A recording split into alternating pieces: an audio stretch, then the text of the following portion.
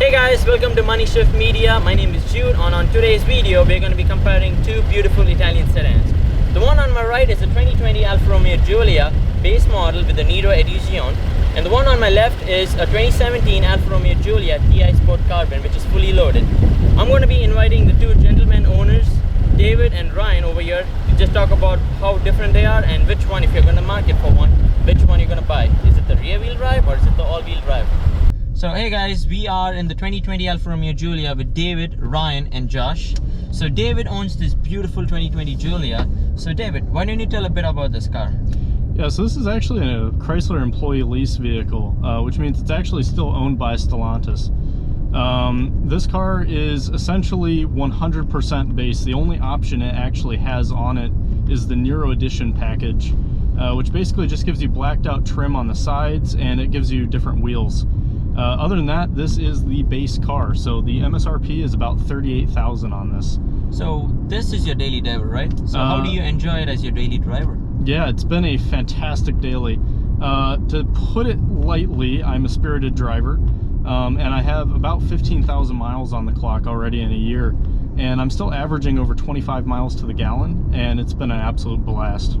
So, we live in Michigan, a state that receives snow. How do you think these rear-wheel drive with these top drives? I think these come with the Pirelli P4Ss as I was looking. These are the 19-inch rims, correct? Yeah. The snow performance is actually shocking in these cars. They are an all-season tire, and it's pretty impressive. It's very, very hard to get the rear end to kick out in any condition, be it wet, snow, or dry conditions. But that's actually one of my main complaints with the car too, is that the traction control system is so overbearing, it can be almost impossible to get the rear end out when you're trying to. That is kind of weird because Alfa Romeo makes enthusiast cars and you don't have a traction control switch. It's actually kind of weird.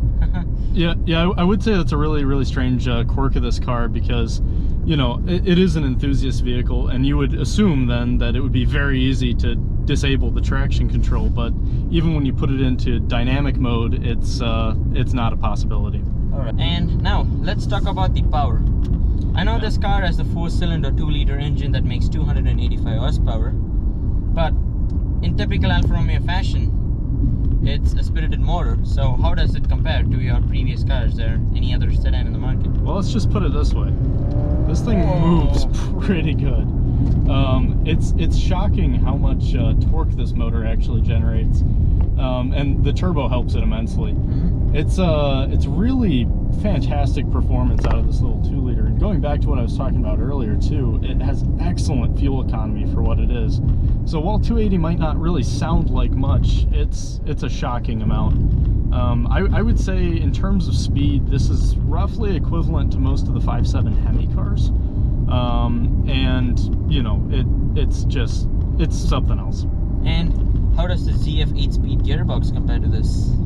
I do have to say I absolutely love the transmission in this car. The dual clutch is incredibly quick, and having 8 speeds is why this car is able to get the crazy fuel economy that it does, even when I'm doing stupid things.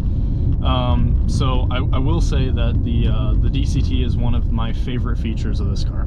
So for the average buyers who is looking forward to buying their first high-end entry-level car, that's the Alfa Romeo Giulia, the BMW 3 Series and the Mercedes C-Class and the Audi A4. What's your opinion to these people, and what made you to buy this car or lease this car over the others? Well, I'll be honest, the reason I leased this car in the first place was because it was available on the Chrysler Employee Lease Program. It's a nice perk that I have because my dad's employed there that I can get access to these cars. But I've actually been really, really surprised with the quality of it. I was expecting, being an Alfa Romeo, that it would be unreliable and finicky and that parts would be misaligned or breaking off. And I really haven't experienced any of that.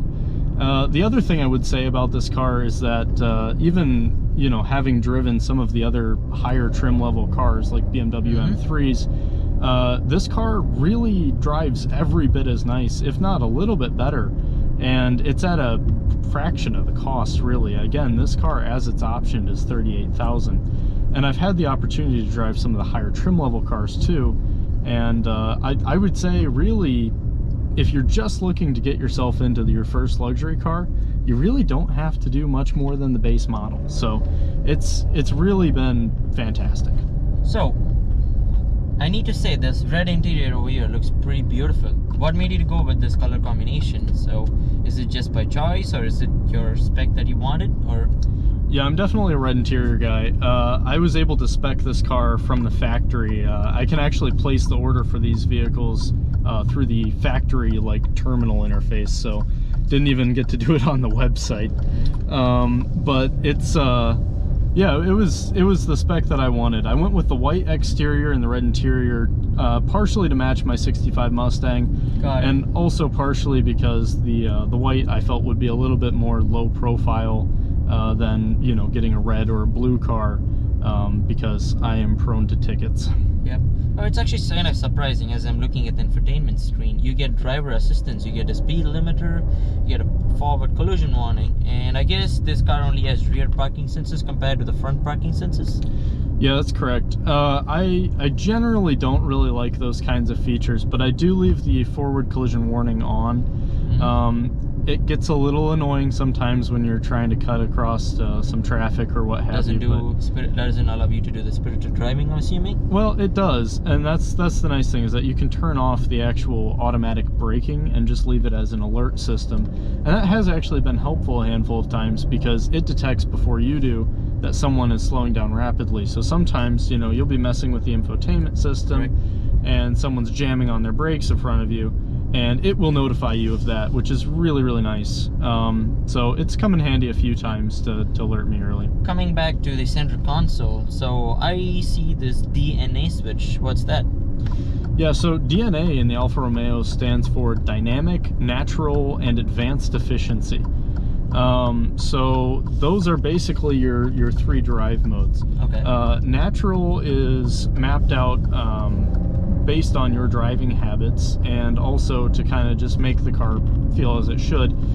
Dynamic is going to keep your RPMs as high as possible, so you could be coasting at 40 miles an hour and it's going to have the RPMs up at 4,000 ready for you to take off. Does it do anything with the steering feel, or it's supposed to? So it's supposed to put you into sport steering and sport suspension. I don't have the active suspension on this car, so I wouldn't feel anything there, but I will say the sport steering to me does not feel any different than the natural steering.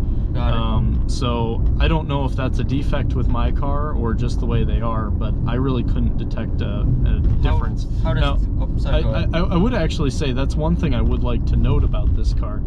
One of the biggest downsides I've seen on this car from long distance driving is that the steering is extremely twitchy, even in advanced efficiency mode.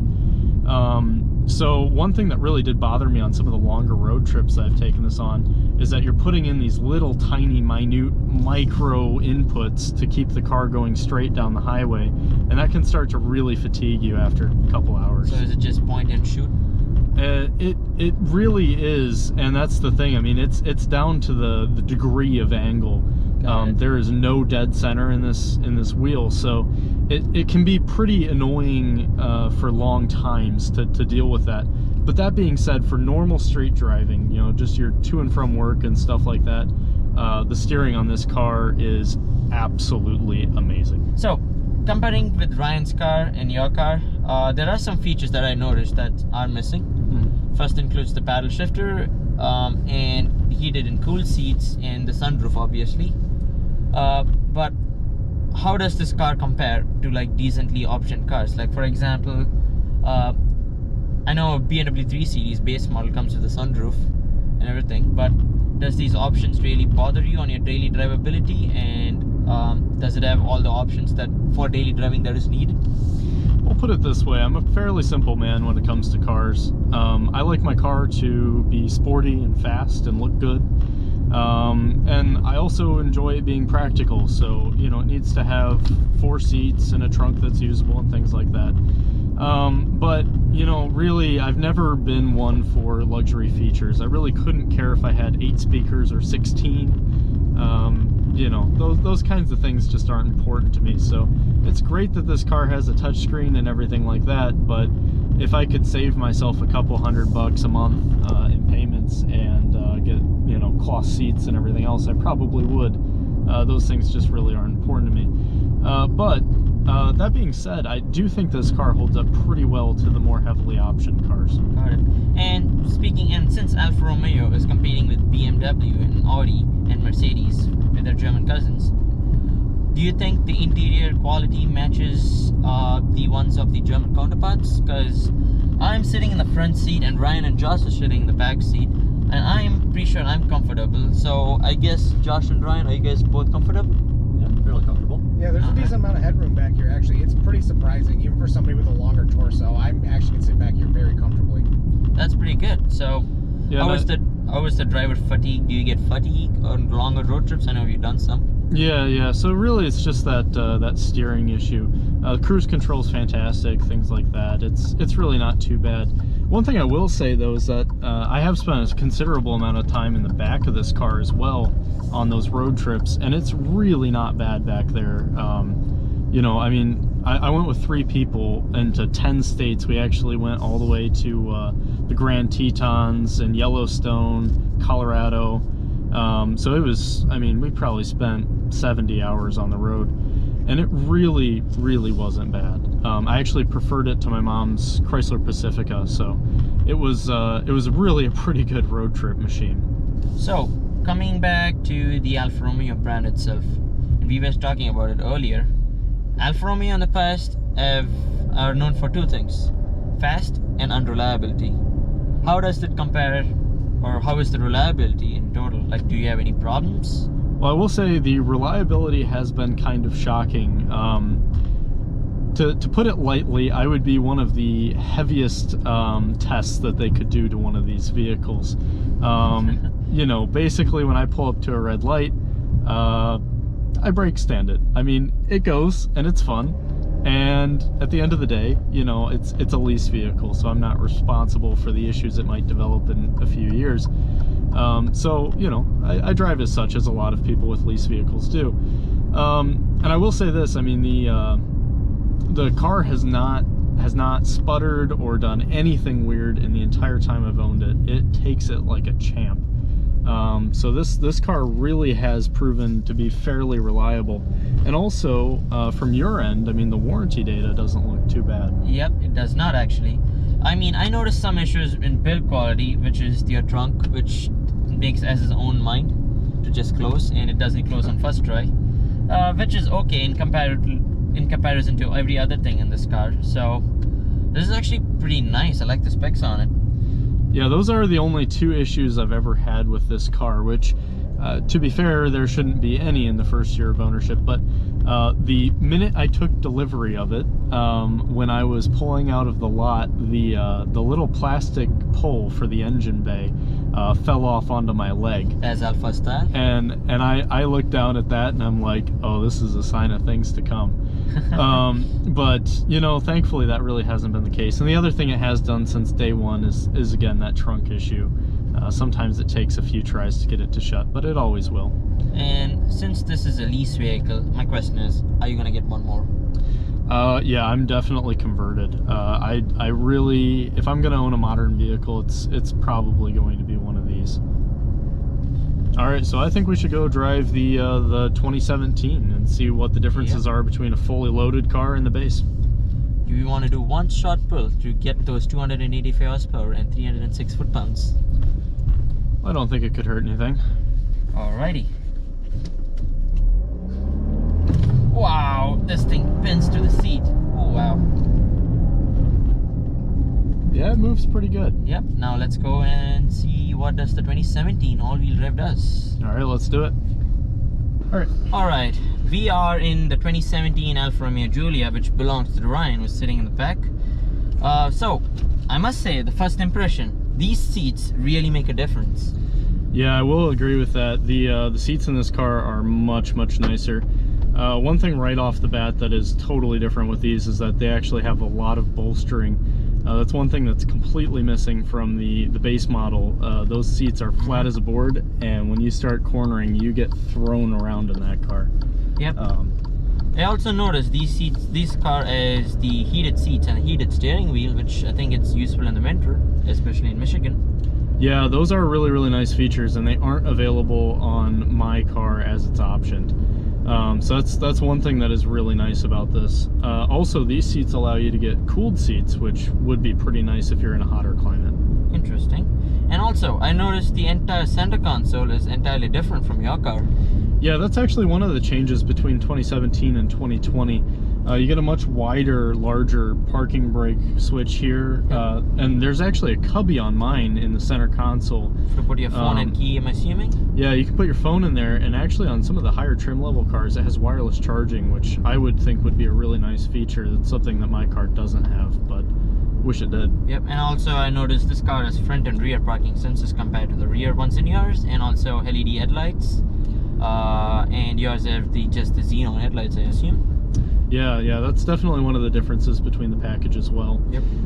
The other thing that you definitely notice right off the bat in this car is that this has adaptive suspension, so this rides a lot nicer when you're going over these rough Michigan roads. But it also stiffens right up, and it definitely handles just as well from a suspension standpoint, at least, once you get on it.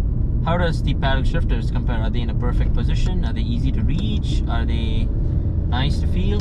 Well, I will say that the paddles are pretty nice on this car, but one thing that I wish that they would have done is made them move with the wheel. Okay. Column-mounted paddles are, you know, kind of a pain when you're trying to do real performance driving. Yep. I mean, it depends on the driver, I assume.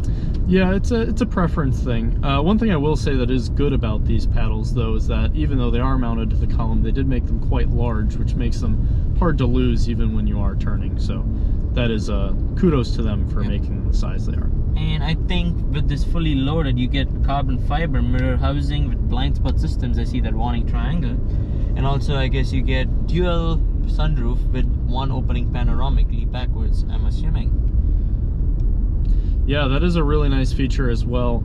The blind spot monitoring system is fantastic on these, and I believe it is now base equipment. So okay, that for the 2020 ones? I believe it is. I'm not positive on that. Got it. But that is a nice feature to have for sure, especially for longer road trips and things like that. And I assume that sunroof took a toll on the rear headroom, as I see Josh and Ryan literally have to slouch themselves in the seat. Yeah, how do you guys feel back there? Yeah, the biggest complaint I have is the biggest difference I've noticed is I feel like in the back seat, I think there's more bolstering in the base model than back here. I'm sliding around a little bit more back here in this car than I was in the other one. And the biggest concern I have is that if I sit upright properly in the backseat of this car, my head's at about a 30-degree angle. I have to slouch to fit my head back here without sitting like in a strange way. Otherwise, with David's car, I can sit upright, my head's just barely touching the roof, but I'm comfortable at least. One thing I will say, and I do agree with that, is the backseat is not luxury for tall people. I'm almost 6 foot, and I'm hitting the roof of this car, where in David's I had plenty of headroom. So that has a take back for getting the panoramic and dual sunroof, but it is a nice option. Yeah, and I will add that my dad, who's 6'2", fit fine in the base model, so the rear headroom suffers massively. If I had to estimate, I'd say it's about 4.5 inches of headroom that you lose. So definitely that's one thing to keep in mind if you're optioning one of these cars.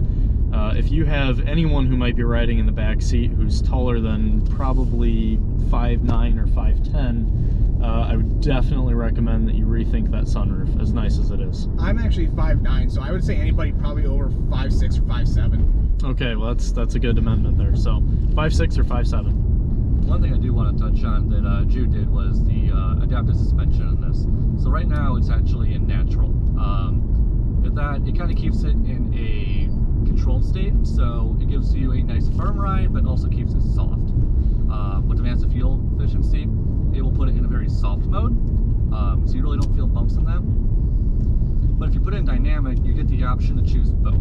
So with dynamic, if you throw it there, it will throw the suspension as hard as it can, and it makes it so you can feel the road very well. I can literally see the difference. Yeah, that is a huge difference. I went from not feeling massive craters in the road to feeling seams on the pavement. So it's definitely an impressive suspension on this car. I also noticed that in your car it's just a spring-loaded switch, and it's here in this is a switch, and it clicks. Yeah, this is actually one of the differences between the model years. So in the earlier cars, you actually had a selection knob, And in my car, it's spring-loaded, so you move it in the direction of the selection you want to make.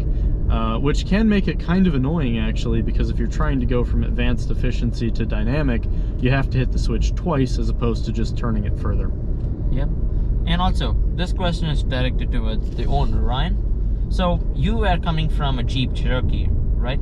Yes. What made you to buy an Alfa Romeo Giulia, and what were the other cars that you were looking for? So, my reason for going towards an Alfa Romeo was part to David. I actually got to test drive a car like his, and I just fell in love with the driving dynamic of it. I love the interior style that Italians do. Compared to like the Jeep, where it's all one color, one tone everywhere. With this, you get a nice true tone, so it's brown for the seats and the underlay. But up top, it's a nice black with brown stitching. Yeah, oh, I just noticed the stitching. Wow. So I really enjoy that. I'm more of a luxury person, but my reasons for going that was I really enjoy more of sports cars, but I also enjoy my luxury counterparts to it. So I didn't want to go for something that was very high-end and just sports related, but didn't give you any nice features for if you're going on road trips. Got it. Now, I do want to note a weird ergonomics thing that I'm feeling right now with the paddle shifters. But when you're moving your hand around to get between the shift knobs, the turn signal stock and the steering wheel, it's really hard to hit that without reaching all the way around the paddle. So it's one of those things that you notice when you drive this car. And the turn signal stock itself is actually kind of weird too. It doesn't actually hold itself in any one position, so you push it part way to get it to do a 3-flash. It's like a BMW. Yeah, and you push it harder to get it to do a permanent flash, but it doesn't actually stay in position, which is kind of weird. And to add to that, those were two weird challenges I had to overcome coming from the Jeep. First day of driving this home from Indiana, I kept hitting the paddle shifters and downshifting my own car on the highway when I was trying to make lane changes. But it's something that you kind of get used to and you start overcoming over time. I also noticed this car does not have touchscreen system. That is actually pretty weird. So that actually was a feature on the 2020 models. Got it. Okay, that's nice. Yeah, so that actually is a really important point. Even the base model cars from the newer model years will have that feature. So that's not something that came with this package, it's just something that came with this model year. Yep. So David, you're driving the all-wheel drive Giulia, and the main difference between both these two cars is the rear-wheel drive and all-wheel drive system. With your driving, how different it is from your car? Yeah, I've got to say, actually, I'm kind of surprised. I assumed when I got into this car that the all-wheel drive system would make a huge difference for cornering. And I assume that would be a positive benefit, but I actually kind of don't think it is. One thing I've noticed with my car is that it seems a little bit more nimble and quick to turn into the corners. The all-wheel drive systems on these cars, they don't really like to do that. The traction control system, again, can't be turned off, and it doesn't like when you're trying to overwhelm the system. So you have to be extremely smooth with your driving to get it to go fast. And overall, I think it feels a little bit more clunky to throw into a corner. Now, the other thing I would note is that although this car does take off much quicker from a stop at 5.5 seconds to 60 as opposed to 5.7 in the rear-wheel drive, this car does feel a little bit slower at speed, which is to be expected due to mechanical losses. And also additional weight.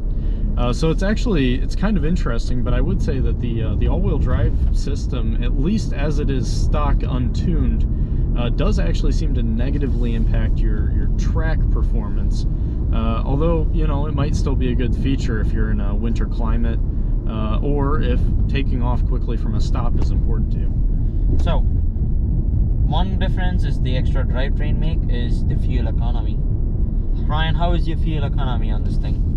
When I'm trying to drive it in a decent mode, it's actually really good. I average about 25 to 26 miles per gallon. So David, what was your fuel economy again? Yeah, so, and again, important distinction to make here is that I drive very spirited. So, you know, for me to be getting approximately 25 on average across all of my driving, it's really a very large difference when you consider the difference in driving styles. When I try to drive the car nicely, I typically end up averaging somewhere right around 35.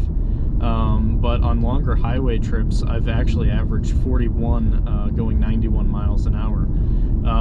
So it really, I would say the all-wheel drive system very much negatively impacts the efficiency, although it's still quite good. Yeah, one thing I will bounce back to too is that parts availability can be a little bit difficult on this car. So if you are on a road trip or what have you, it can be a little bit hard to find an Alfa Romeo dealer. I know when I had my blowout, I was in Georgia again, and it was pretty hard. I mean, I had already passed Atlanta, and there wasn't another Alfa Romeo dealership in my area. So I actually wasn't able to get the tires that go for this car, and you know, for Ryan, it was hard to get those trunk releases and also some other parts that he needed for the car. So parts availability could be a little bit better in the US market. Got it. And for a buyer's guide, so Ryan, you bought this car as a certified used car, correct? Correct. So what are the benefits on the certified used program? So on the certified pre-owned program that I bought onto, I get full coverage of this car, electronic, mechanical, everything, to 100,000 miles. Okay. Or 10 years. Wow, that's 10 years. Wow, that's a lot. So that is actually pretty good. So you had not any issues, and this is a bang for the buck, I assume. Correct. Any issue I've had was handled swiftly by an Alfa dealer, and it was free of charge. And they make it very personal to you. They want to correct and rectify any issues that happen. Got it. Yeah, and I will say that's definitely one of the perks of buying an Alfa is that you do get a premium experience at the dealerships. You won't get treated like you will at a Jeep or a Dodge dealer. And that is nice. I'm glad that Alfa made the decision to have separate dealerships when they merged. So, what are your final thoughts? So, we've been in both the rear-wheel drive one and this all-wheel drive one with the fully loaded features. So, at the end of the day, if you're gonna go and get one as your daily driver, if you go to a dealership and if you want to pick one, what will you pick and what are the options will you pick? Since you've been in the base model and the fully loaded one, which one would you take? Yeah, I gotta say, I think both cars are really, really impressive. I think anyone would be well served by either. There are some features of the fully optioned car that I do like. I will say that the seat bolstering is really nice. Yep, it is. And it would be nice to have heated and cooled seats. But I actually, and I'm surprised to say this, but I really don't think I would go with the all-wheel drive option on this car. I think the trade-offs in fuel economy and acceleration at speed, as well as in handling, just aren't really worth having four-wheel drive. But that's you know, determination that ultimately has to be made by you. But that's my take on it. But overall, I would say virtually anyone would be happy with either of these cars. Yep. But do you think after driving this, the Quadrifoglio is with the 505 horsepower 2.9 liter V6 is worth the money more than this? Now, I will say one thing I think this car could use, and this is not to say that it is not fast or it's not peppy, but I think it could use another 40 to 50 horsepower. I think that would make a noticeable difference in how it drives. And that being said, there's no intermediate model, so you either get the base model horsepower or you get the Quattrofoglio. But I think the Quattrofoglio might be a little bit overboard for your average daily driver, and I don't think that the trade-offs in reliability and fuel economy are worthwhile. Yep. So Ryan, what would you pick? Would you pick the same car again? So I'm actually split. I enjoy how the rear-wheel drive Giulia handles, but I'm still really for all-wheel drive. That's just due to the climate we live in. I just feel more comfortable personally. Okay. I do think though, I would definitely upgrade to the 2021 or 2020 model, and that's just due to the aesthetic changes and updates that they give you, like the infotainment system. Got it. But I think I would stick with the Q4 version. So, well, to conclude this, can we show the viewers what's the real difference between the rear-wheel drive and the all-wheel drive and the acceleration is? Yeah, let's do it. All right.